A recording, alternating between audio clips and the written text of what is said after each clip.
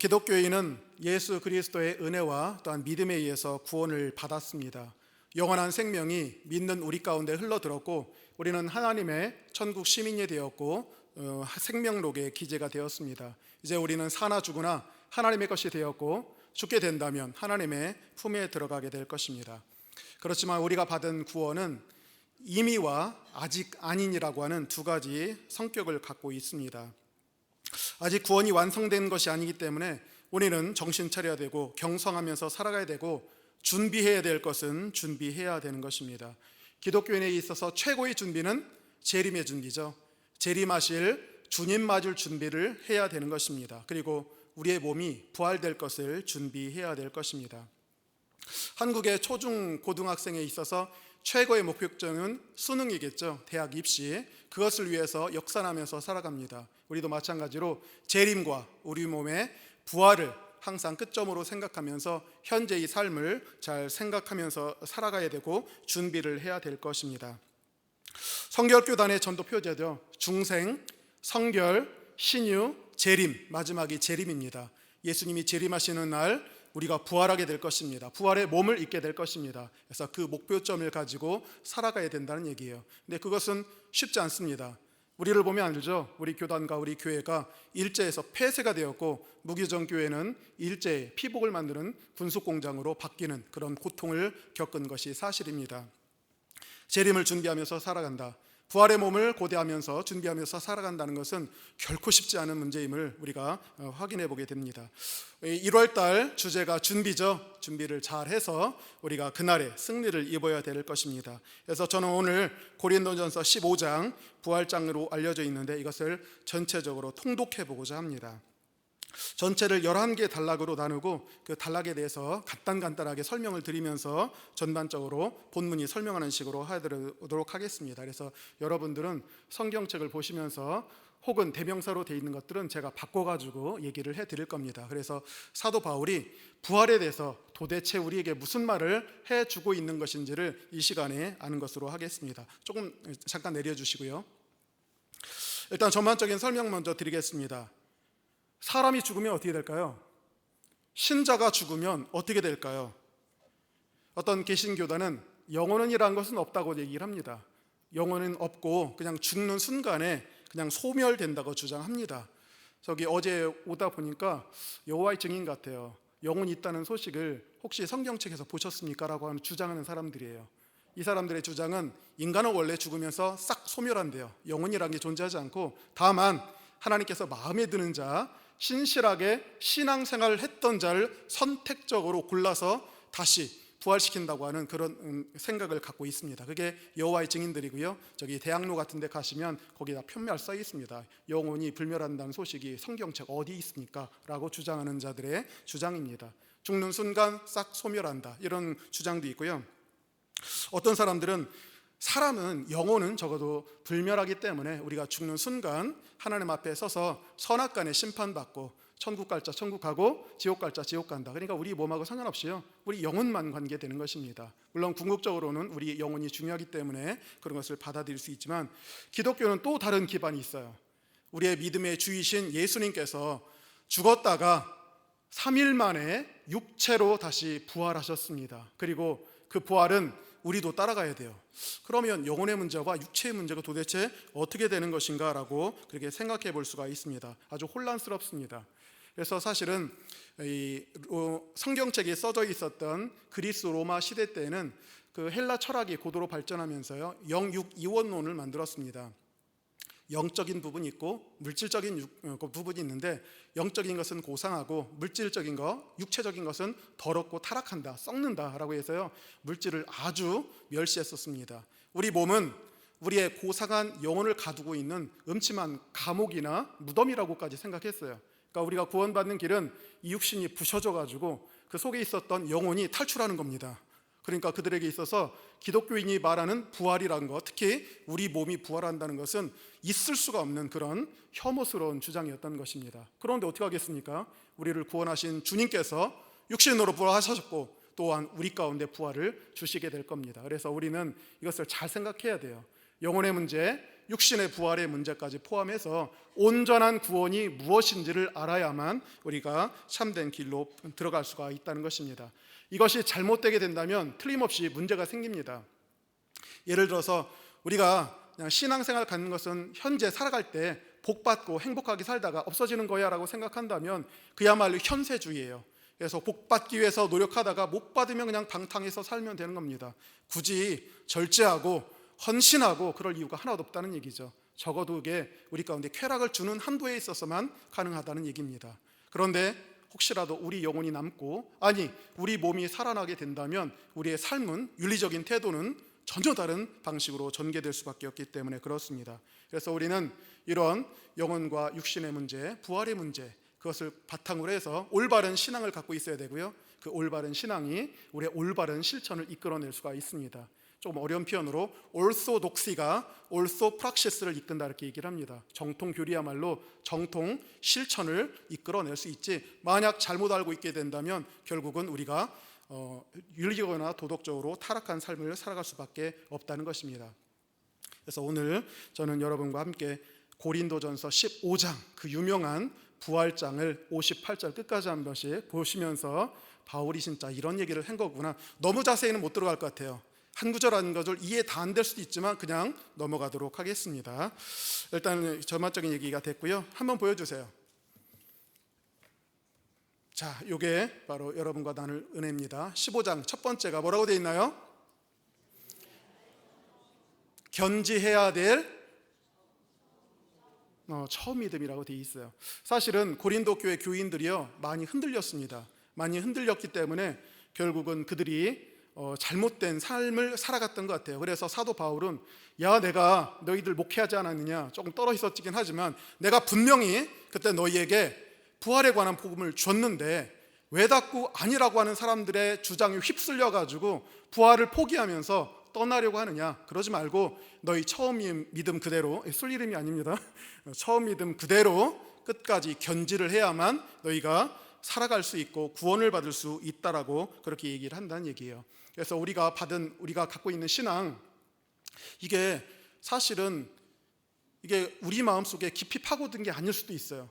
누군가 와가지고 쏙싹독싹 하면서 다른 얘기하면 금방 넘어지는 것 같아요. 그래서 우리는 우리에게 주신 이 구원의 복음을 매 순간마다, 매 예배 때마다, 매 신앙 고백 때마다 다시 한번 우리 마음속에 새겨야 될 것 같아요. 사도 바울도 다시 한번 그것을 소개하는 것을 수고스럽게 여기지 않는 모습을 그렇게 보게 되는 것입니다. 그래서 우리가 서 있는 이 구원의 든든한 기초를 누군가 와서 허물지 못하도록 해야 된다는 것입니다. 히브리서 2장 1절에 그러므로 우리는 들은 것에 더욱 유념함으로 우리가 흘러 떠내려가지 않도록 조심해야 된다라고 분명히 얘기하고 있습니다. 그래서 첫 번째 보니까 견지해야 될 처음 믿음이라고 되어 있습니다. 1절과 2절로 되어 있죠. 제가 한번 읽어보도록 하겠습니다. 1절과 2절 책 보시면 되겠습니다. 형제들아, 내가 너희에게 전한 복음을 너희에게 다시 한번 알게 하노니 이는 너희가 이미 나로부터 받은 것이요 또 그 가운데 굳건하게 선 것이라. 너희가 만일 내가 전했던 그 부활의 말씀을 굳게 지키고 헛되이 믿지 아니하였으면 그로 말미암아 구원을 받을 것이다 라고 되어 있습니다. 사실은 죽음과 부활에 이 두 가지를 빼버리면요 우리가 구원을 받을 수 없고요, 누군가 와서 흔들리지 말아야 된다는 얘기입니다. 우리의 신앙은 장거리 마라톤입니다. 우리가 비록 한 번 반석 위에 서 있다 할지라도 굳건하게 다시 한번 설 수 있도록 그렇게 해야 된다는 얘기죠. 선줄로 생각하는 자 넘어질까 조심하라라고 분명히 되어 있기 때문에 그렇습니다. 그래서 우리는 헛되이 믿으면 안 돼요. 헛되이 믿는다는 것은 신앙으로 매번 고백은 하지만 우리 마음속에 깊이 박혀 있지 않아가지고 이단 사설이 와가지고 조금만 무슨 얘기를 하면 넘어질 그런 것이 바로 헛되이 믿은 것입니다. 여러분들 예수님께서 죽으시고 부활하신 것, 내가 죽고 부활한 것이라는 것을 믿으시기 바랍니다. 확고하게 그 위에 분명하게 서시기 바랍니다. 그래서 1절과 2절은 분명하게 견지해야 될 처음 믿음, 죽으시고 부활하시고 이 복음을 절대 놓치지 말라는 뜻입니다. 두 번째 단락은 이렇게 되어 있습니다. 증인도 많은 예수 부활 사건이라고 되어 있어요. 증인도 많은, 그래서 3절부터 11절까지가 그렇게 되어 있습니다. 복음의 핵심은요, 예수님이 누구시고 무슨 일을 하셨는가? 어려운 말로 인격과 사역입니다. 예수님의 인격은 하나님이시면서 하나님의 아들이세요. 그런데 그분이 오셔서 성육신 하신 다음에 결국 우리를 위해서 많은 일을 하셨습니다. 다음 슬라이드 보여주시기 바랍니다. 그래서 예수님이 하신 일은 이렇게 하시면 되겠죠. 이렇게 해가지고 예수님이 하나님의 아들이신데 우리 죄를 대속하기 위해서 육체 가운데 탄생하시고 우리 죄를 대속하기 위해서 죽으시고 죽은 지 3일 만에 죽은 자 가운데서 살아나시고 그 다음에 하늘로 승천하셔서 그 다음에 마지막 순간에 재림하실 것이다 라고 이렇게 할 수 있습니다. 이만식 목사님 생각나시죠? 이렇게 항상 하시면서 하는 모습이 있는데요. 요게 A였어요. 그래서 요 5가지는 최종적으로 정립된 것이고요. 오늘은 그 중에 두 번째와 세 번째, 사망, 우리 죄를 위해서 죽으시고 세 번째, 3일 만에 부활하셨다, 두 가지만 얘기만 할 건데 포인트는 바로 부활에 있는 것입니다. 예수님 부활하셨고 부활하신 증인들이 그렇게 많다는 얘기를 그렇게 하고 있다는 것입니다. 뜻밖에도 사도 바울은 초대교회, 진짜 원식교회가 했던 신앙 고백문은 보게 돼요. 우리 오전에도 신앙 고백했죠. 그래서 어느 정도 300년 동안 조금씩 덧붙은 거예요. 그런데 진짜 초기에는 딱 두 가지였다는 얘기입니다. 그분이 죽으시고 성경대로 살아나셔가지고 베드로와 12사도에게 보여주셨다라고 하는 것이 가장 기본적이고 가장 오래된 신앙 고백문이라고 그렇게 할 수가 있는 것입니다. 예수님 부활은 신학적인 어떤 추정이 아닙니다. 역사적인 사실이에요. 굳건하게 서 있는 역사적인 사실이라고 돼 있고요. 그래서 수많은 사람들이 있어요. 그러니까 이거 흔들면 안 되고 이거 의심해서는 절대 안 된다는 얘기를 합니다. 사도 바울도 마지막에 자기도 목격했다라고 그렇게 얘기를 하고 있습니다. 3절부터 제가 읽도록 하겠습니다. 3절부터 증인도 많은 예수의 부활 사건. 3절, 내가 받은 것을 먼저 너희에게 전하였노니 이는 성경대로 그리스도께서 우리 죄를 위하여 죽으시고 장사 지낸 바 되었다가 또 성경대로 사흘 만에 다시 살아나사, 핵심 키포인트, 성경대로 다시 살아났다, 성경대로 다시 살아났다고 얘기를 하십니다. 게바에게 보이시고 후에 12제자에게와 그 후에 500여 형제에게 일시에 보이셨나니 그 중에 지금까지 대다수는 살아있고 어떤 사람은 잠들었다. 그 후에 야고보에게 보이셨으며 그 후에 모든 사도에게와 맨 나중에 만삭되지 못하여 난 자 같은 내게도 보이셨느니라 라고 되어 있습니다. 초대교회 원시 신앙 고백문 딱 보셨죠? 죽으시고 부활하셨다. 그리고 베드로와 12사도, 원래 여기까지였어요. 그런데 나중에 붙은 게 500여 형제입니다. 그래서 이것이 어떤 한 개인의 정신 착란이 아니라는 뜻이에요. 500명이 한꺼번에 봤기 때문에 어떻게 그게 정신 착란이 될 수 있느냐? 절대적으로 맞는 사실이라고 그렇게 할 수가 있는 것입니다. 잠들었다는 것은 기독교에 있어서요, 죽음이 끝이 아니라는 사실이에요. 잠들다가 깨듯이 우리가 죽는 것은 끝이 아니라 다시 뭔가가 시작될 것이라는 뜻으로 기독교에서는 잠을 죽음이라고, 죽음을 잠이라고 이렇게 표현을 하는 것입니다. 사도 바울도 봤어요. 분명히 부활하신 분을 만났습니다. 그래서 잠깐 삼천포로 빠져요. 9절 10절, 나는 사도 중에 가장 작은 자라 나는 하나님의 교회를 박해하였으므로 사도라 칭함받기를 감당하지 못할 자니라. 그러나 내가 나된 것은 하나님의 은혜로 된 것이니 내게 주신 그의 은혜가 헛되지 아니하여 내가 모든 사도보다 더 많이 수고하였으나 내가 한 것이 아니요 오직 나와 함께 하신 하나님의 은혜로라 라고 하면서 부활의 마지막 대열에 별 볼일 없는 존재지만 그래도 나도 부활하신 예수님을 목격했다고 하면서 잠깐 자기에 대한 소식으로 삼천포로 잠깐 빠집니다. 그러나 다시 돌아오게 됩니다. 11절에서 그러므로 나나 그들이나 나나 내 앞서 있었던 사도들이나 복음 전도들이나 모두 다 이같이 전파함에 너희도 이같이 믿었다라고 되어 있습니다. 이같이가 무슨 뜻일까요? 예수님은 죽었다가 살아나셨다, 이렇게 전파했고 너희들도 그렇게 믿지 않았느냐? 그런데 왜 자꾸 죽은 자 가운데 부활이 없고 나는 부활 없다라고 그렇게 생각하느냐고 여기서 지금 책망하고 있는 그런 뜻입니다. 그래서 이 부활 사건은 역사적으로 분명한 사건이고 그 당시에 증언해 줄 사람 아직 태반이나 살아있는 그런 사실이기 때문에 이것을 흔들면 안 된다는 얘기를 그렇게 해주고 있는 것입니다. 그래서 두 번째 단락은 증인이 참 많은 예수 부활 사건, 이것은 역사적인 사건이었다는 사실을 분명히 깨달으라는 것입니다. 세 번째 슬라이드입니다. 세 번째는 뭐라고 되어 있습니까? 부활의 부정은 복음의 부정이라고 되어 있어요. 부활의 부정. 그래서 죽은 자의 부활을 거부하기 시작하는 소위 신령하다는 고린도 교회의 사람들에게 책망하고 있는 것입니다. 우리도 물에 빠진 사람 건져놓으면 보따리 내놓으라고 하죠. 소 팔고 논 팔아가지고 자식 대학 교육 시키고 성공시켜 나왔더니 나중에 부모를 모르는 경우 있습니다. 사실 고린도 교회 교인들도 그렇게 구원받고 기쁨에 충만하고 성령의 행사가 충만한 것은 어떻게 받은 것인가? 사도 바울이 가서 단순하게 전했습니다. 예수님이 여러분의 죄를 위해서 죽으셨고 그리고 3일 만에 부활하셨습니다 라고 하는 이 원색적이고 단순한 복음을 들었을 때 그들이 구원받고 놀랍게도 성령의 충만을 받게 되어서 하늘 권세를 갖게 되었는데, 시간이 조금 지났다고 이제 조금 여유 있어졌다고 영적인 파워가 있다고 해가지고 세상 학문에 영향을 받게 된 거예요. 틀림없이 고대 그리스 로마의 철학적 영향을 받은 것이 틀림합니다. 그래서 자기가 서 있던 그 모든 기반을 다 부수는 모습을 확인하게 된다는 것입니다. 그래서 결국은 사도 바울은 이런 것들이 잘못됐다고 얘기를 하는 것이죠. 그래서 너희들이 주장하듯이 죽은 자 가운데 부활은 없다. 왜냐하면 그 당시에는 시체가 부활해? 아유 끔찍해라. 미라가 다시 부활해? 라고 하면서 우리의 사실 부모님들도 이렇게 계묘를 하게 된다면 끔찍한 모습 보이잖아요.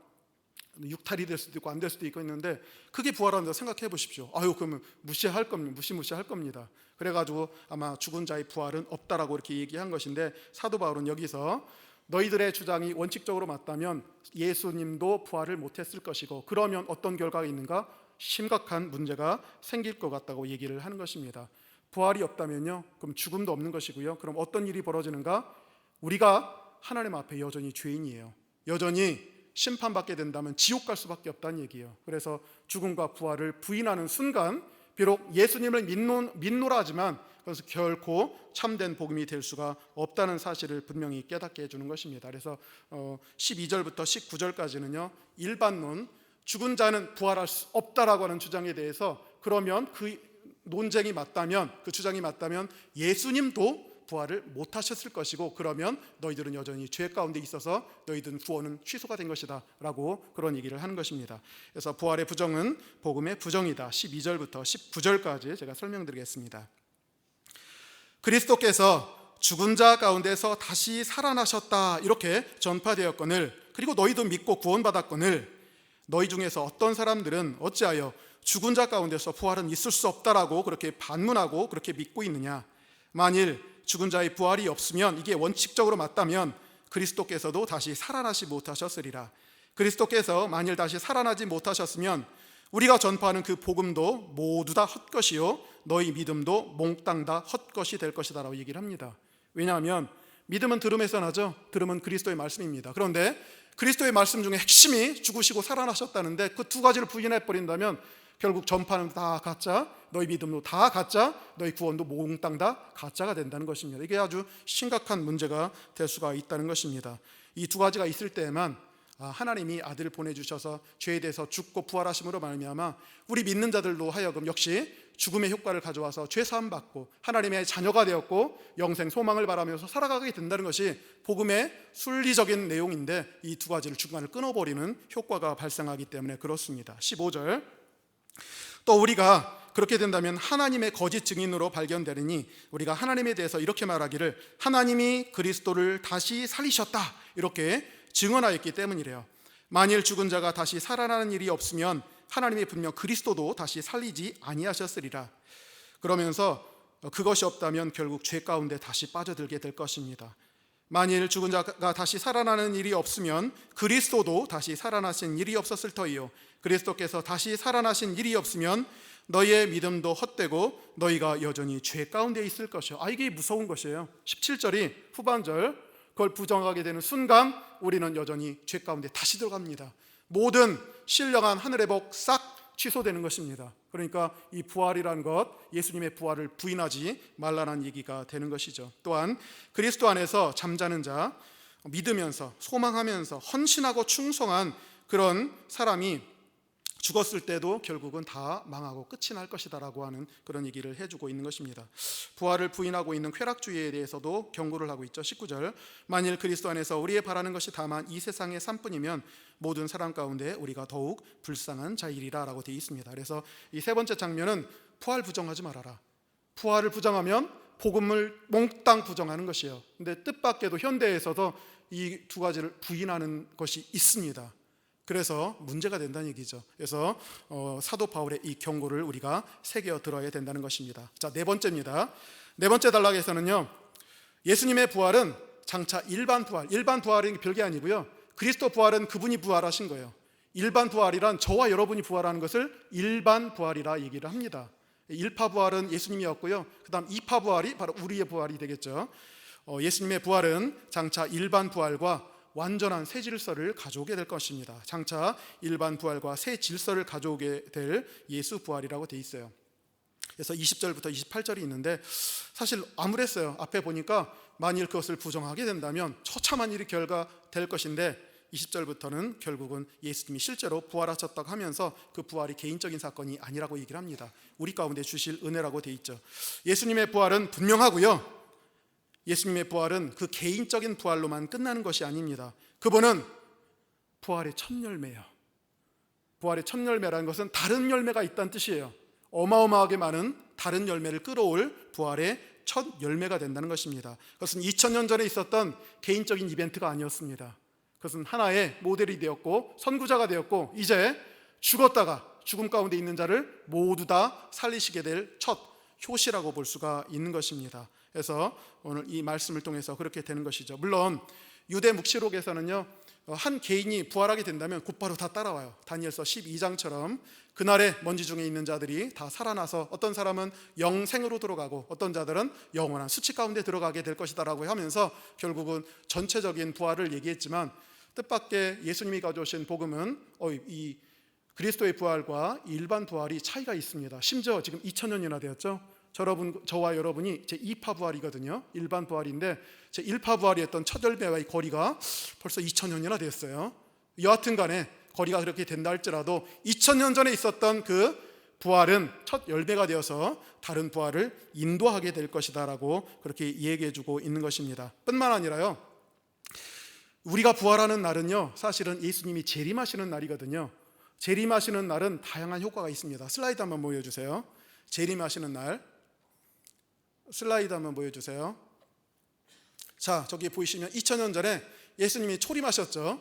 그리고 예수님이 죽으셨습니다. 그리고 3일 만에 부활하셨습니다. 자, 2000년 전에 있었던 것이에요. 그리고 나서 그분은 부활의 첫 열매가 되셨는데 지금 시간이 흘렀어요. 한 2000년 정도 흘렀죠. 그래서 지금은 중간기라고 하고 지금 우리가 살고 있는 기간입니다. 얼마나 더 가야 될지는 모르겠지만 여하튼 간에 그 기간이 지나간 다음에요, 예수님께서 재림하시게 될 것입니다. 공중 재림하시면서 어떤 일이 벌어지는가?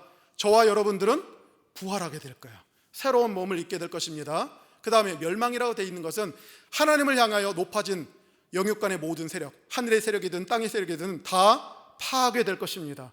하나님을 향하여 도전하고 있던 세력은 다 파괴될 것이고요. 그래서 원수 세력들, 천사도 마찬가지죠. 사탄도 마찬가지입니다. 심지어 마지막에는 사망도 우리를 괴롭혔어요. 그것도 몽땅 다 부셔지게 될 거예요. 그리고 통치라고 되어 있는데 모든 질서가 하나님께 돌아간 다음에 결국 어떻게 되는가? 우리에게 주셔요. 성도들에게 주십니다. 그래서 지금 우리를 지배하고 있는 세력이 뒤집어지고 그날에는 우리가 다시 통치하게 될 것입니다. 그래서 재림, 부활, 멸망, 통치, 이것은 한 세트로 같이 오게 되는 거예요. 우리 부활만 생각하고 있는 게 아니라 부활이 되는 순간 모든 질서가 다 바뀌게 되는 것입니다. 그러면서 우리가 그날에 통치하게 될 것이죠. 그래서 이 20절부터 28절의 말씀은 2000년 전에 있었던 예수님은 부활의 첫 열매로서 저와 여러분들의 부활을 담보하게 될 것이고 그날은 종말이기 때문에 하나님을 대적하여 높아진 모든 세력은 다 파괴될 것이고 죽음 세력까지 파괴될 것이고 하나님이 다 통괄하시면서 마지막에 우리에게 통치권을 위임하게 주실 것이다. 물론 뒷얘기는 안 나와요. 다른 책에 나옵니다. 여기서는 안 나옵니다. 20절부터 28절까지 읽겠습니다. 책 보시면 돼요. 그러나 이제 그리스도께서 죽은 자 가운데서 다시 살아나사 잠자는 자들의 열매인데 첫 열매가 되셨도다. 사망이 한 사람 아담으로부터 말미암았으니 죽은 자의 부활도 한 사람이신 예수 그리스도로부터 말미암는도다. 아담 안에서 모든 사람이 기계적이고 자동적으로 죽은 것 같이, 다 죽은 것 같이 그리스도 안에서 모든 사람, 조금 구체화시키면 그리스도에게 속한 모든 사람들이 그날에 새로운 생명을 얻고 부활하게 되리라 라고 되어 있습니다. 그런데 좀 조급해하지는 말아야죠. 2000년이나 됐는데 조금 기다려, 천천히 자기 순서가 돼야 돼요. 그러나 각각 자기 차례대로 되리니 먼저는 첫 열매인 그리스도요, 다음에는 언제 있습니까? 그가 강림하실 때요. 재림하는 순간에 있게 된다는 얘기입니다. 그게 지금 2000년 지난 겁니다. 그가 강림하실 때 그리스도에게 속한 자가 될 거예요. 먼저는 그리스도 안에서 죽은 우리의 선배들이 될 것이고, 그리고 우리가 될 것입니다. 그 후에는 마지막이 도래합니다. 이게 종말이죠. 마지막이 도래할 것이에요. 도미노 현상이죠. 재림이 오면서, 부활되면서, 대적자 멸망하면서, 사망도 끝장나면서 우리가 하나님께 모든 권세가 다 돌아간 다음에 다시 그리스도 안에서 우리가 영원히 왕노릇하는 일이 벌어지게 된 도미노 현상이 다 일어나게 된다는 얘기예요. 그래서 24절 후반절부터는 그 얘기를 좀 하고 있어요. 그가 모든 통치와 모든 권세와 능력을 멸하시고 그 나라를 아버지 하나님께 바칠 때라.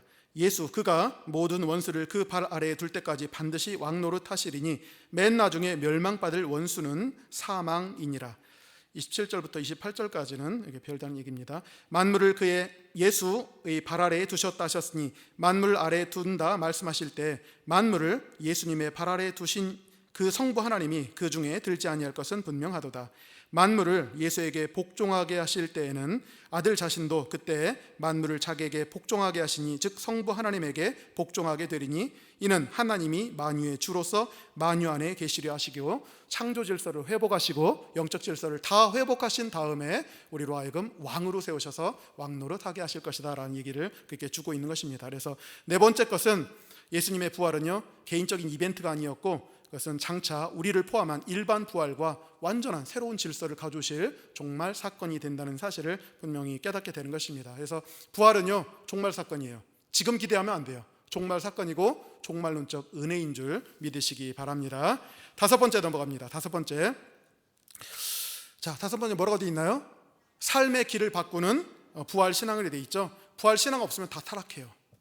부활 신앙이 있으면 견실하게 생활합니다. 그리고 준비하고 열심히 살고 정결하게 살아갑니다. 뜻밖의 이런 효과가 있어요. 그러니까 부활을 부인하지 말고, 부활 부인하면 부패하게 돼요.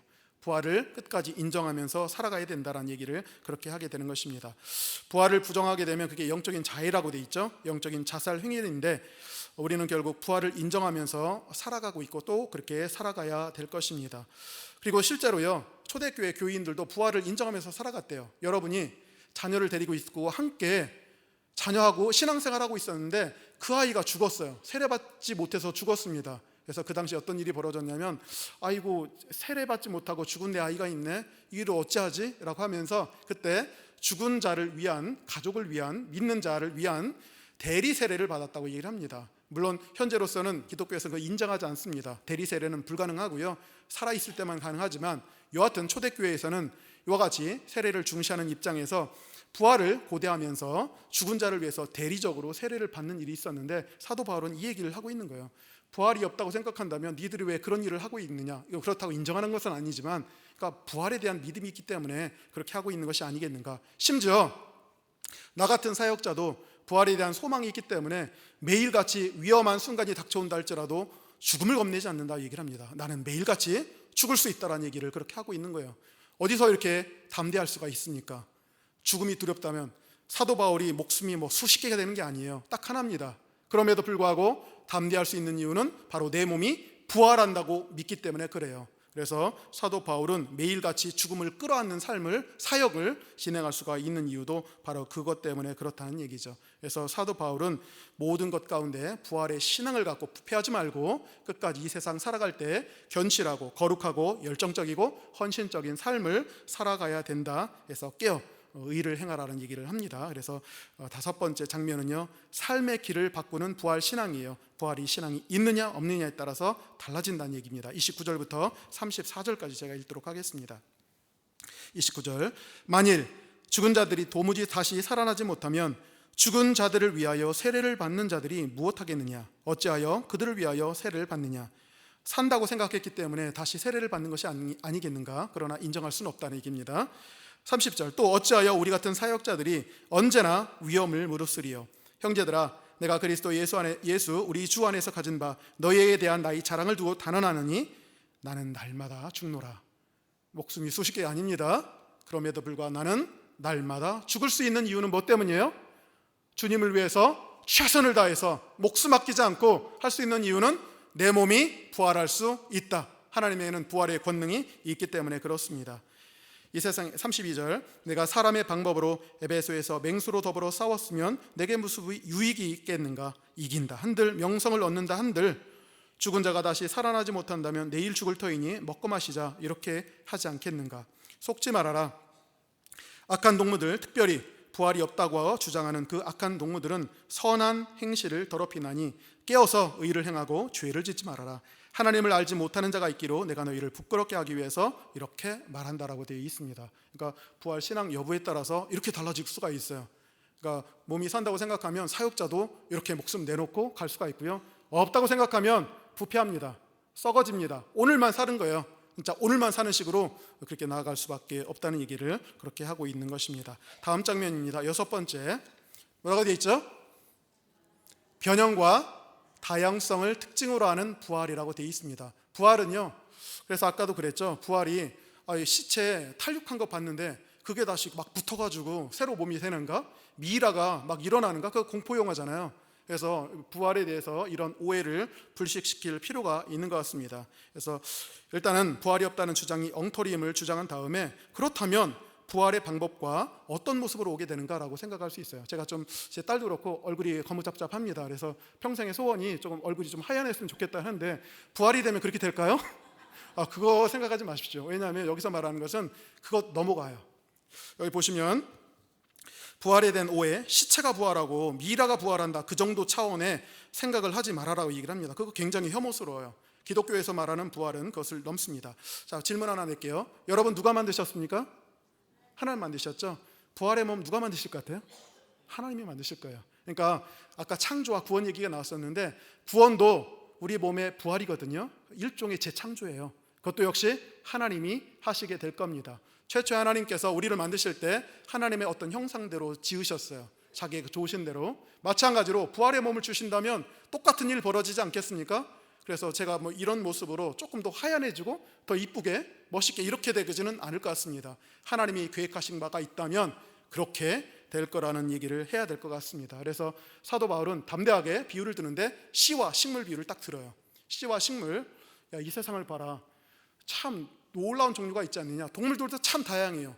사람, 동물도 짐승도 다양하고 새도 있고 엄청나게 많습니다. 사람과 사람 수도 틀리고 또 땅에 있는 것도 있고 하늘에 있는 것도 있고 어마어마하게 많은 것들을 이 물질적인 것으로 만드셨는데 하나님이 우리의 부활체를 지은다면 얼마나 다양하고 얼마나 창조적으로 지을 수 있겠느냐라고 그렇게 말씀해 주시는 것입니다.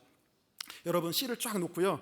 요거 심었을 때 어떤 식물이 생길까요? 여러분 알 수 있어요, 없어요? 씨만 보고 무슨 씨인지 모르죠? 모르잖아요. 그런데 하나님 아시거든요. 왜냐하면 하나님이 그 씨를 가지고 어떤 식물을 만들지는 알고 계시기 때문에 그렇습니다. 씨와 식물 비유처럼 우리가 비록 이 몸이 부활한다 하지만 이 몸이 아닐 가능성도 있습니다. 다른 몸일 수도 있어요. 그냥 모른다, 이게 정답인 것 같습니다. 그래서 사도 바울은 씨와 식물의 비유를 통해서 부활은 부활이되 새 몸을 주시긴 하시되 첫 창조의 그 다양한처럼 어마어마하게 다양한 모습으로 우리를 바꿔주실 때문에 어떤 모습인데 아주 길쭉한 모습이야 이런 모습이야 라고 했을 때 대답하기가 힘든 것입니다. 그래서 결국은 이 식물 비유, 씨 비유를 통해서 하나님의 창조력에 맡겨라, 그날에는 놀랍게 해 주실 것이다 라고 그렇게 되어 있습니다. 여러분 이런 말을 많이 들으셨을 것 같아요. 우리가 어릴 때도 죽고 늙어서도 죽습니다, 신앙 안에서. 그런데 우리가 부활체가 된다면 어떤 모습이 될까? 제가 처음에 기독교 들어왔을 때 들었던 말씀은 예수님께서 33살에 돌아가셨으니까 33살은 가장 활기차고 아름답고 장성한 것이기 때문에 아마 33살에 맞춰질 것이다. 백발 노인도 33살로 맞춰지고 어린 때 죽었던 아이도 33살로 맞춰질 것이다 라고 얘기했지만 사실 이것도 추정이죠. 이 말씀대로라면 그것도 맞지 않을 수가 있습니다. 우리의 몸대로 아닐 수도 있어요. 이 세상에서 정말로 불구자로 태어난 사람 많잖아요. 장애가 된 사람 많잖아요. 최근에 우리 하룡 안수 집사님 돌아가셨는데 일생을 시각장애인으로 사셨습니다. 그럼에도 그 어려운 과정 가운데서도 끝까지 믿음을 지키고 잘 인도하시다가 결국 가셨는데 하나님께서는요 새로운 방법으로 하시는 거예요. 지금 이 세상에서는 보지 못했지만 저 세상에는 더 밝은 눈으로 볼 줄 믿습니다. 하나님 방법은요 그 몸 갖고 그대로 가는 게 아니에요. 이 세상에서 조금 허리가 굽었다, 저 세상에서 그 몸 갖고 영원히 사는 것이 아니라 완전히 다른 종류예요. 씨를 보고 우리가 식물을 추정하지 못하듯이 우리의 지금 이 모습 가지고는 주추할 수가 없다는 것입니다. 유추가 불가능하다는 것이죠. 그래서 하나님의 그 다양하신 창조력, 우리 눈으로 똑바로 보고 있는데 부활 세계도 똑같을 것이다 얘기를 한 것입니다. 그래서 여섯 번째 장면은요, 변형과 완벽한 변형입니다. 또 놀라울 정도의 다양성을 특징으로 하는 그 부활, 이것이 바로 우리 가운데 예비되어 있다고 얘기를 합니다. 35절부터 41절까지입니다. 누가 묻기를 죽은 자들이 어떻게 다시 살아나며 어떠한 몸으로 오느냐 하리니, 어리석은 자여, 내가 뿌리는 씨가 죽지 않으면 살아나지 못하겠고, 또 네가 뿌리는 것은 장래의 형체, 이 장래의 몸입니다. 장래의 몸을 뿌리는 것이 아니요 다만 밀이나 다른 것의 알맹이 뿐이로되, 하나님이 그 뜻대로 기뻐하시는 뜻대로 계획대로예요. 그러니까 저와 여러분의 부활체는 하나님만이 알고 계세요. 하나님이 디자인했습니다. 그리고 그 모습대로 주실 거예요.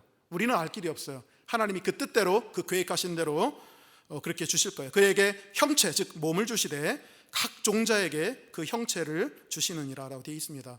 형체라고 번역돼서 어렵겠지만 소마, 즉 몸입니다. 몸이라고 알고 계시면 돼요. 똑같은 표현입니다.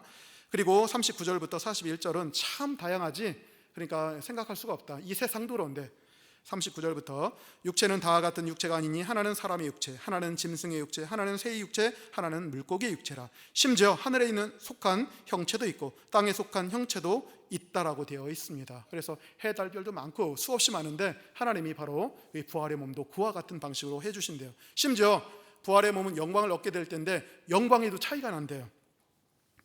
하늘에 속한 것의 영광이 따로 있고 땅에 속한 것의 영광이 따로 있으니 해의 영광이 다르고 달의 영광이 다르고 별의 영광도 다른데 별과 별의 영광도 다르도다라고 그렇게 되어 있습니다. 그래서 이번 단락에서는 우리가 부활할 때 분명히 완벽하게 변형될 것입니다. 혹시 육체 가운데 핸디캡이 있으신 분이 있습니까? 걱정하지 마십시오. 완벽하게 달라집니다. 하나님이 계획하신 것이 있어요. 디자인하신 것이 있어요. 하나님만 아시는 놀랍고 아름다운 모습이 있습니다. 다 영광이에요. 네, 문제는 그 영광도 차이가 있다는 것이에요. 왜 차이가 나는지 모르겠어요. 해, 달, 별과 별의 차이, 그 영광이 다르듯이 우리 각자가 영광의 부활체를 갖게 됐는데 영광이 다 틀리대요. 그것은 아마도 이 세상 가운데 믿는 가운데서 우리가 사랑과 믿음과 헌신과 충성, 여기서 차이가 나는 것이 아닌가 일단 유추해 볼 수는 있습니다만 현재로서는 정확히 알 수가 없습니다. 여하튼 간에 주님의 우리의 변형은, 우리가 받을 몸은 이렇게 놀랍게 변화될 것이고 다양하게 될 것이라는 사실을 우리 가운데 알게 해주십니다. 다음 단락입니다. 7단락이고요. 자, 뭐라고 되어 있나요? 부활 몸의 연속성과 불연속성. 그런데요, 부활하는 몸, 우리가 뭔지는 모르겠지만 지금 현재의 몸하고 미래의 부활의 몸 사이에는 연속성도 있고 불연속성도 있다고 합니다. 연속성이 있대요. 불연속성은 지금까지 보셨죠? 완벽하게 달라져가지고 놀랍게 변하실 모습이 있는데 그런데 연결이 돼 있대요. 그러니까 지금 몸 함부로 하지 말라는 얘기예요. 지금 몸에다 범죄하지 말라는 얘기예요. 지금 몸 가지고 헌신 봉사라는 얘기입니다. 연결이 돼 있기 때문에 그렇다는 얘기를 해주고 있습니다. 그래서 오늘 여기를 보니까 42절부터 44절까지 이렇게 되어 있습니다. 42절부터 44절까지 죽은 자의 부활도 아니 그 부활의 몸도 그와 같으니 썩을 것으로 심고 썩지 아니할 것으로 다시 살아나며 욕된 것으로 심고 영광스러운 것으로 다시 살아나며 약한 것으로 심고 강한 것으로 다시 살아나며 육의 몸으로 심고 신령한 몸으로 다시 살아나니 육의 몸이 있은즉 또 영의 몸도 있느니라 라고 되어 있습니다. 자, 변화는 아셨죠? 앞단락에서 나왔으니까. 근데 아주 대조적으로 합니다. 지금 우리가 썩는 거래요. 우리가 지금 욕된 거래요. 그리고 약한 것이라고 얘기를 합니다. 그리고 육의 몸이라고 얘기를 합니다. 근데 그날에 주실 것은 뭐예요?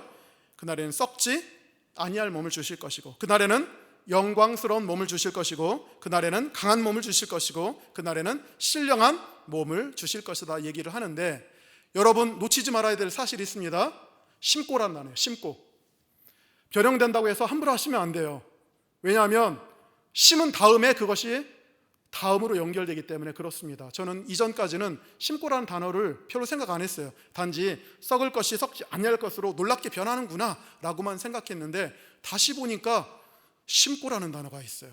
그러니까 우리가 무엇을 심는가에 따라서 앞부분에서 해, 달, 별과 별의 영광이 달라지듯이 비록 썩지만, 연약하지만, 약하지만, 육이지만 이것이 어떻게 심느냐에 따라서 나중에 거두는 것이 달라질 것이고 우리가 받는 몸이 완벽하게 달라질 것이라는 사실을 여기서 알게 해주시는 것입니다. 연결되어 있습니다. 여러분의 몸과 부활할 몸 사이에는 연결성도 있어요. 하지만 연결되지 않을 수도 있습니다. 놀랍게 변화돼요. 근데 연결할 수도 있다는 사실은 분명히 깨달아야 될 것입니다. 그래서 우리는 부활을 생각하면서도 현재의 삶을 잘 이끌어가야 된다는 것이죠. 이 몸을 가지고, 현재 육체의 몸을 가지고 거룩한 삶, 선한 삶, 아름다운 삶, 보람 있고 가치 있는 삶을 살아야 될 것입니다. 그래서 이 몸 가지고 함부로 하지 말고 어차피 새로운 몸 주실 거 이렇게 생각하지 마시고, 이 몸 가지고 한 것을 통해서 하나님이 엄청난 것을 주실 것이다, 새 몸 주실 것이다, 이렇게 생각하셔야 된다는 얘기입니다. 그래서 이 몸을 갖고 있는 동안에 썩는 양식을 위해서 이러지 말고 썩지 않는 영원한 영생하도록 있는 양식을 위해서 일하시기 바랍니다. 우리 예수님께서 부활하셨을 때 어떤 사람은 알아보기도 하고 어떤 사람은 몰랐어요. 왜 그랬을까요? 어떤 사람은 부활하신 예수님을 알아봤고요, 어떤 사람은 몰라봤어요. 이게 바로 연결되어 있으면서도 연결되어 있지 않아요. 그죠? 현장의 몸과 부활의 몸은 연속성도 있고 불연속성도 분명히 있다는 사실을 깨닫고, 불연속성 놀랍게 해주신 것은 하나님의 몫이에요. 그러면 연속성 있다? 우리의 몫입니다. 현재 이 몸 갖고 해야 돼요. 특히 여러분, 이 몸 갖고 음란의 죄는 짓지 마십시오. 왜냐하면 음란의 죄는, 다른 죄는 다 몸 밖에 하는데 음란의 죄는 자기 몸에도 안 돼요. 그거 남게 되면 어떻게 하겠습니까? 물론 하나님이 용서해 주시겠지만 어떤 형태라든지 생치기가 남게 된다면 영원히 가는 거거든요. 그러니까 다른 것은 몰라도 음란의 죄를 짓지 말고 이 몸 가지고 최선을 다해서 하라. 썩는다 할지라도, 약하다 할지라도, 그것이 욕된 것이라 할지라도 심으라. 그러면 하나님이 변화시켜 주실 것이고 놀라운 몸을 주실 것이라고 얘기를 하고 있는 것입니다. 8번째 장면입니다. 8번째 뭐라고 되어 있나요? 두 영상이 결합된 부활의 몸이라고 되어 있습니다. 두 영상, 아까 그랬죠? 우리 첫째 몸도 하나님이 주셨어요. 하나님의 형상대로 계획이 있기 때문에 그 모습대로 만들어 주셨습니다. 부활의 몸, 이거 구원이라고 하는데, 구원도 하나님의 창조예요. 창조인데 어떤 형상을 따라갈까요? 우리 아담이 받았던 이 몸을 완벽하게 없애버리고 새 몸을 만들어 주실까요? 그렇지 않습니다. 성경은 어떤 얘기를 하냐면, 비록 이 몸이 아담의 형상을 받아가지고 살고 있죠. 아담의 형상, 이 세상엔 두 가지 형상이 있는 것 같아요. 하나는 아담의 형상이 있습니다. 땅의 형상이고 흙의 형상이고 죄로 인해서 부패하고 썩어질 형상이고 저와 여러분이 현재 입고 있는 형상입니다. 이 형상이에요. 또 한 가지는 뜻밖에도 하늘에서 내려오신 하나님의 아들, 그것도 인간이 되셨으니까 하나님의 아들의 형상도 있습니다. 그 형상은 하늘에 속한 형상이고 하나님의 아들의 형상이고 불멸의 형상이고 거룩한 형상입니다. 두 가지 형상이 존재하는데, 하나님은 어떻게 우리의 부활의 몸을 구성하시겠습니까? 무엇을 보고 구성하시겠습니까? 아담은 더러우니까 지워버리고 하나님의 아들대로 만들어 보겠다, 이렇게 하지 않습니다. 사도 바울은 또 놀라운 얘기를 해요. 둘 다 완벽하게 다른, 질적으로 차이 나는 거래요. 천양지처죠. 하늘과 땅 차이만큼 전혀 교제할 수 없는 두 가지 속성이 있지만, 하나님이 부활을 만드실 때, 부활체를 만드실 때 바로 이 아담의 몸, 아담의 형상, 썩고 더럽고 부패하고 죽을 수밖에 없는 이 형상 위에 하나님의 아들의 형상을 덧입혀서 만들어 주신다고 얘기를 합니다. 두 가지가 다 있는 거예요. 예수님의 속성 중에 신성과 인성이 동시에 결합되어 있듯이 우리 부활체도요, 부활체도 사실은 이 아담의 속성도 있고 바로 하나님의 아들의 속성이 있는데, 하나님의 아들의 속성이 덧입는 방식으로 되어 있다는 얘기입니다. 그러니까 한편으로 겸손하셔야 돼요. 그리고 조심하셔야 돼요. 왜? 이 형상이 남아있을 것이기 때문에. 그러나 또 영광입니다. 밖에서 보기에는 하나님의 아들이 감싸고 있어요. 그 형상이 하나님 보시기에는 하나님의 아들과 딸입니다. 근데 그 속에 보니까 여전히 우리는 피조물로서의 속성이 들어 있습니다. 때로는 겸손해야 되고, 때로는 부활의 몸이 얼마나 영광스럽고 방대하고 또 영광스러울지를 우리 가운데 알게 해 주시는 것입니다. 그래서 하나님은 창조 질서 버리지 않아요. 아담 타락했죠, 죽죠, 썩죠. 그렇다고 해서 그것을 완벽하게 포기하지 않습니다. 하나님은 자기가 창조한 거 절대로 100% 버리지 않습니다. 단지 새롭게 승화시켜버려요.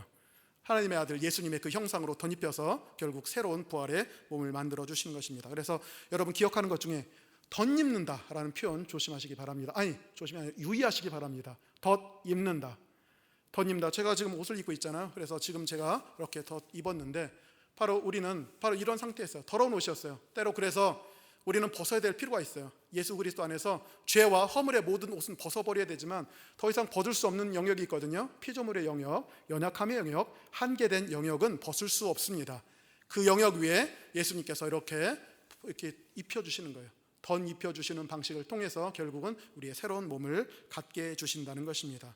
그래서 이 교훈은 겸손하라는 것이죠. 그리고 지금 조심하라는 얘기예요. 그러나 나중에는 너희 몸이 영광스러운 몸이 될 것이다 라는 얘기를 합니다. 그래서 8번째 단락은 두 형상이 결합된 부활의 몸이라고 되어 있습니다. 45절부터 49절까지 제가 읽겠습니다. 조금 어려울 수 있습니다.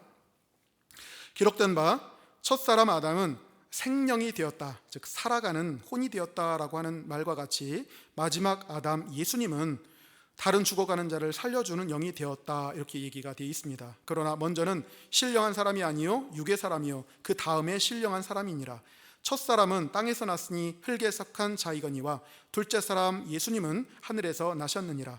무릇 흙에 속한 자들은 저 흙에 속한 자 아담과 같고 무릇 하늘에 속한 자들은 저 하늘에 속한 이 즉 예수님과 같을 뿐이니라. 질적으로 완전히 틀리지만 우리의 부활의 몸은 49절 키포인트가 되겠네요.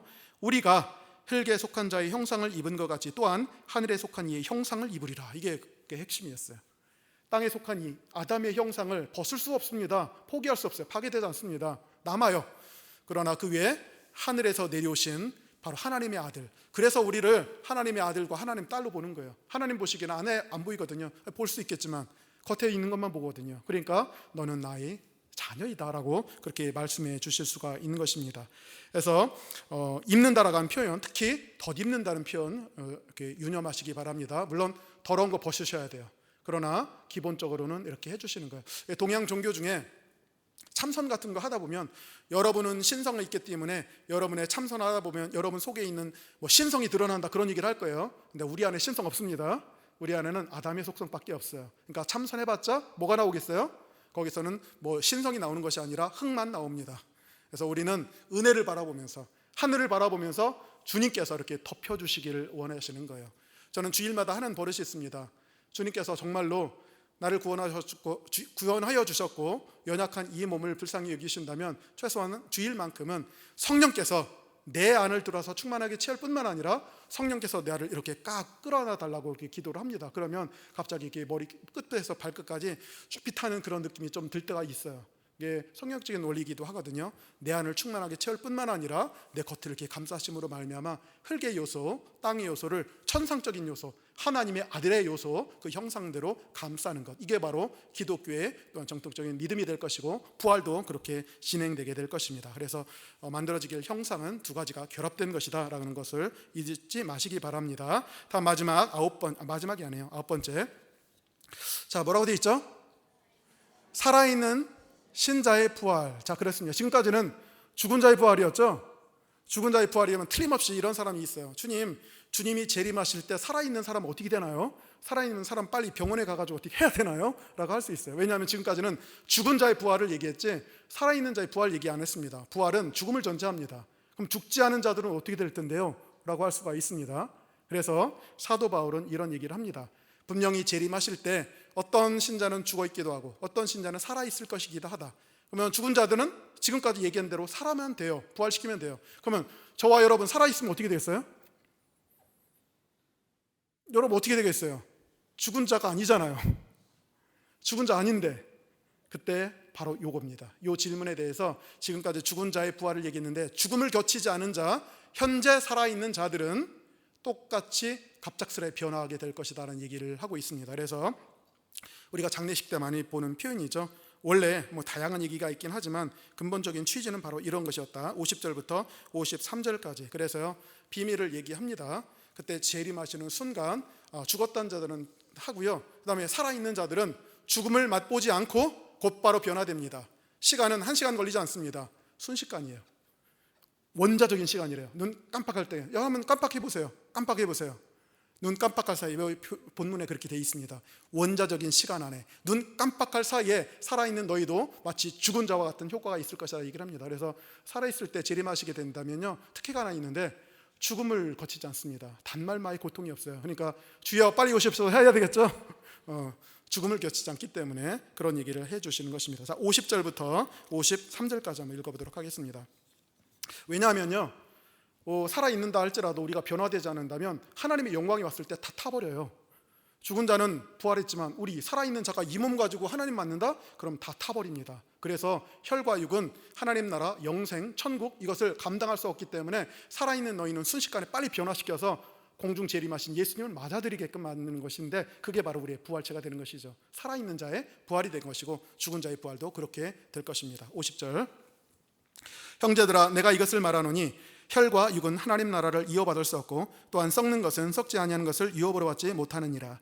보라 내가 너에게 비밀을 말하노니 우리가 다 잠잘 것이 아니요, 우리 살아있는 자도 있을 수 있다는 얘기예요. 일부는 잠들고 일부는 깨어있대요. 살아있대요. 그러나 살아있든 죽어있든지 마지막 나팔에 순식간에 호련히 모두 다 변화될 것이다 얘기를 합니다. 그래서 나팔 소리가 나면 일단 죽었던 자들은 썩지 아니할 것으로 다시 살아나는 거, 앞에서 얘기했던 대로 그대로 될 것이고, 우리 즉 지금 살아있는 우리는 순식간에 변화될 것이다, 죽음 맛보지 않을 것이다 라고 얘기를 합니다. 그래서 그렇게 되면 어떻게 되는가? 이 썩을 것이 반드시 썩지 아니할 것을 입겠고 이 죽을 것이 죽지 아니함을 입으리로다. 역시 입는다는 비율은 여전히 사용하고 있는데, 핵심 키포인트, 살아있는 자는 어떻게 됐는데요? 라고 하는 질문에 답변이 될 수가 있는 것입니다. 그래서 이 얘기는 임박한 종말론 같아요. 야 곧바로 오실 거야. 그래가지고 죽은 자들은 죽은 자대로, 살아있는 자들은 살아있는 자대로 그렇게 된다고 얘기를 합니다. 순식간에 호련히 재림할 때 그렇게 진행이 되게 될 것입니다. 자, 그리고 10번째 단락입니다. 그렇게 된다면 결국은 사망이 끝장나요. 지금 사망 두렵죠? 죽음 두렵습니다. 몸이 조금만 아프거나 능력이 떨어지면 금방 겁이 나요. 원래 우리는 죽음 가운데, 죽음에 두렵기 때문에 그렇습니다. 그러나 주님이 재림하시고, 아까 그 그림 생각나실 거예요. 재림, 그 다음에 우리 몸의 부활, 멸망, 통치, 이 세 가지가 도미노처럼 쫙 한꺼번에 온다 그랬죠. 그게 오게 된다면, 우리가 몸이 부활하게 된다면 결국은 사망 권세는 끝나게 되는 것입니다. 우리를 그렇게 비굴하게 만들었던 사망 권세가 우리의 부활과 함께 우리의 군합발에, 우리의 발에 짓밟히게 되는 날이 분명히 오게 될 것입니다. 하나님이 우리 가운데 승리를 주셔, 특별히 죽음에 대한, 부활의 몸을 통해서 죽음에 대한 승리를 주시게 될 것입니다. 54절부터 57절까지 제목이 그렇죠. 사망의 종말과 기독교인의 승리, 이게 제목이 되겠습니다. 54절, 이 썩을 것이 썩지 아니함을 입고 이 죽을 것이 죽지 아니함을 입을 때에는, 재림의 때입니다.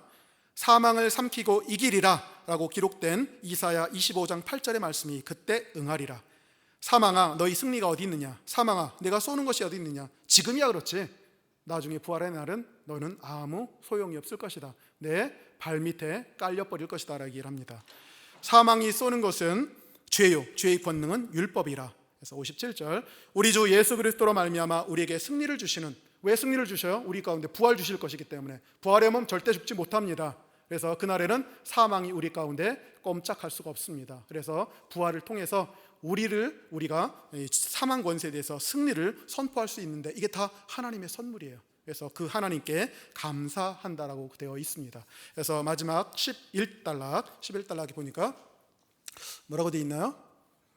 확고함과 봉사가 되어 있어요. 자, 지금 이것을 시작한 이유가 있죠. 죽으면 끝나, 그리고 이 몸하고 상관없이 영원만 가는 거야, 이 몸이 무슨 짓을 하도 결국 새 몸 주실 거야, 이렇게 생각하고 있는 고린도 교회 사람들에게 올바른 올소독시, 정통 교리를 알려줍니다. 지금까지 해봤더니 함부로 대할 것이 아니네. 그리고 지금 우리가 하고 있는 모든 일들, 비록 별 볼 일 없어 보이고 연약하고 썩을 수밖에 없는 그런 일이라 할지라도 영원한 가치가 있다는 사실을 다시 한번 분명히 깨닫게 됩니다. 그럼 어떻게 하겠어요? 성실하게 끝까지 내 목숨이 다하는 순간까지 주를 위해서, 교회를 위해서, 복음을 위해서 헌신을 다하리라, 이런 결단이 나올 수가 있는 것입니다. 왜? 우리 가운데 부활의 은혜가 있고 이 몸이 다시 살아날 것이기 때문에 그렇습니다. 그래서 마지막 58절은 한 단락이면서 한 절입니다. 58절, 그러므로 내 사랑하는 형제들아 견실하며 흔들리지 말며 항상 주의 일에 더욱 힘쓰는 자들이 되라.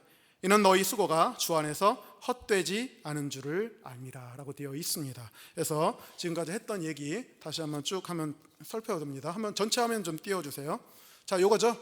자, 그래서 잊어버리실지도 모르겠지만 다시 한번 검토하겠습니다. 15장 부활에 대해서 이런 얘기를 했어요, 사도 바울이. 자, 첫 번째, 견지해야 될 처음 믿음, 흔들리지 말아라, 끝까지 갖고 있으라. 네가 받고 선인 거 아니냐, 흔들리지 마라, 그럼 구원받을 것이라는 얘기를 1절과 2절에 썼습니다.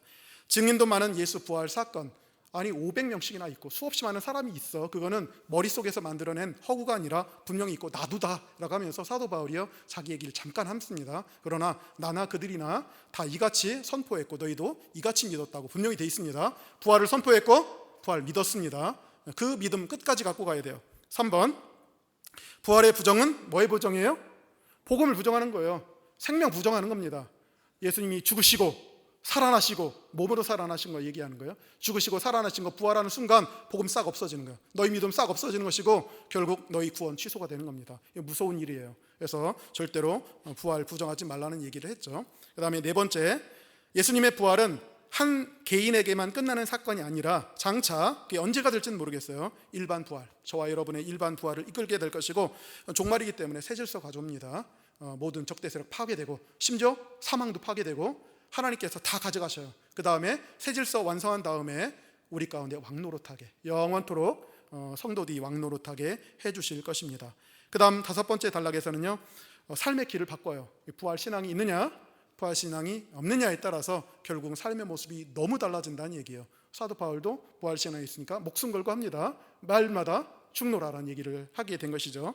여섯 번째, 어떻게 오는가? 창조세계 봐. 어마어마하잖아. 실을 갖고 추측은 못하듯이 이 몸 갖고는 부활체 상상할 수 없습니다. 그림으로도 그리지 마세요. 그거는 하나님만이 아실 것이기 때문에 그렇습니다. 완벽한 변형, 그리고 다양해요. 영광도 다양해요. 왜 차이가 나는지 모르겠지만 영광도 다양하고 몸도 다양하고 지금 세상처럼 그날에도 영적인 세계도 마찬가지가 될 것입니다. 창조세계 마찬가지로 영적인 세계도 동일한 원리가 적용이 될 것입니다. 일곱 번째, 그럼에도 불구하고 현재의 몸과 부활의 몸에는 연속성이 있고 불연속성이 있다는 얘기예요. 그래서 우리는 지금 이 상태 가운데서 썩는 거, 욕된 거, 약한 거 육의 몸으로 심지만 그날에 하나님께서는 썩지 않고 또한 영광스럽고 강하고 신령한 몸으로 바꿔주시되 그러나 조심할 것은 지금 심어야 된다는 거. 심지 않으면 없어요. 지금의 몸으로 하지 않으면 부활의 몸도 별것 아닐 것 될 것입니다. 그러니까 이 연속성과 불연속성이 있다는 것이고요. 여덟 번째, 두 형상이 결합됐어요. 아담의 형상, 지금 있는 형상과 예수님이라고는 새로운 형상, 하늘과 땅 이 두 가지를 결합시키되 감싸는 방식으로, 끌어안는 방식으로 해가지고 우리를 완전히 감싸게 되실 것입니다. 이게 바로 우리 부활체의 본질이 된다는 것입니다. 그래서 그날이 오게 된다면 더 이상 눈물도 없고 슬픔도 없고 죽음도 없고 이별도 없는 그런 상황이 돼요. 죽음이 우리를 주장하지 못합니다. 죽을 수 없습니다. 영원히 하나님처럼 살아가고 이제 그 몸으로는 하나님의 영광을 바라보면서 영생토록 하나님과 함께 거닐면서 또한 주님이 주시는 것을 통치해야 되는 그런 임무가 우리 가운데 있기 때문에 그렇습니다. 사망의 종말과 기독교인이 온전하게 승리하게 될 것입니다. 그리고 따라서 58절 우리가 어떻게 되겠어요? 흔들리지 말고 끝까지 주의 일에 더욱더 힘쓰시는 여러분이 되기를 간절히 축원합니다. 그래서 제가 보기에는 사도 바울이 무슨 얘기를 하려고 그랬나 해봤더니 58절 때문이에요. 58절 이 얘기를 하려고 이렇게 길게 얘기를 한 것 같습니다. 한번 58절 좀 띄워주세요. 58절. 자, 다른 건 몰라도 요거 하나 암송하고 갔으면 좋겠습니다. 고린도전서 15장 58절 마음속에 새기면서 한번 읽어볼까요? 시작. 그러므로 내 사랑하는 형제들아, 견실하며 흔들리지 말며 항상 주의 일에 더욱 힘쓰는 자들이 되라. 이는 너희 수고가 주 안에서 헛되지 않은 줄 알미라. 다시 한번 읽어볼까요? 시작. 그러므로 내 사랑하는 형제들아, 견실하며 흔들리지 말며 항상 주의 일에 더욱 힘쓰는 자들이 되라. 이는 너희 수고가 주 안에서 헛되지 않은 줄 알미라. 클릭 한번 해주세요. 클릭 한번 해주세요. 자, 한번 해볼까요? 긴장하셔야 됩니다. 긴장하셔서. 자, 시작. 그러므로 내 사랑하는 형제들아, 견실하며 흔들리지 말며 항상 주의 일에 더욱 힘쓰는 자들이 되라. 이는 너희 수고가 주 안에서 헛되지 않은 줄 알미라. 자, 다음 클릭해 주세요. 긴장하시고 긴장하시고 시작. 그러므로 내 사랑하는 형제들아, 견실하며 흔들리지 말며 항상 주의 일에 더욱 힘쓰는 자들이 되라. 이는 너희가 주 안에서 헛되지 않은 줄 알미라. 다음 클릭. 자, 여기까지 떨었습니다. 시작. 그러므로 내 사랑하는 형제들아, 견실하며 흔들리지 말며 항상 주의 일에 더욱 힘쓰는 자들이 되라. 이는 너희 수고가 주 안에서 헛되지 않은 줄 알미라. 다음 클릭. 자, 많이 떨어졌네요. 자, 시작. 그러므로 내 사랑하는 형제들아, 견실하며 흔들리지 말고 항상 주의 일에 더욱 힘쓰는 자들이 되라. 이는 너희 수고가 주 안에서 헛되지 않은 줄 알미라. 클릭. 자, 다 클릭해 주세요. 다 됐습니다. 자, 한번 해볼까요? 자, 고린도전서 15장 58절 시작. 그러므로 내 사랑하는 형제들아, 견실하며 흔들리지 말고 항상 주의 일에 더욱 힘쓰는 자들이 되라. 이는 너희 수고가 주 안에서 헛되지 않은 줄 알미라. 기도하겠습니다. 하나님 아버지, 참으로 감사합니다. 오늘 사도 바울이 고린도전서 15장을 통해서 부활에 대한 복음을 전했습니다. 우리가 부분 알았지만 이렇게 전체적으로 알지 못했습니다. 하나님 아버지, 우리를 위해서 예비하신 그 크신 능력이 얼마나 크다는 사실을 다시 한번 깨닫게 되니 참으로 감사드립니다. 그러나 이 부활의 권능, 이 놀라우신 권능은 또한 우리가 살아있을 때 또한 약간이라도 받을 수 있는 줄 믿습니다. 하나님 한번 터치하시면 우리의 난치병과 불치병이 낫게 될 것이고 우리를 막고 있던 모든 것들이 다 무너질 줄 믿습니다. 하나님 아버지, 그 부활의 권세, 놀라운 권세, 우리가 살아있을 때라도 약간이라도 경험할 수 있도록 도와주시고 하나님을 더욱더 믿고 하나님께 나아갈 수 있는 우리가 될 수 있도록 주께서 축복하여 주시옵소서. 예수님의 이름으로 기도합나이다. 아멘.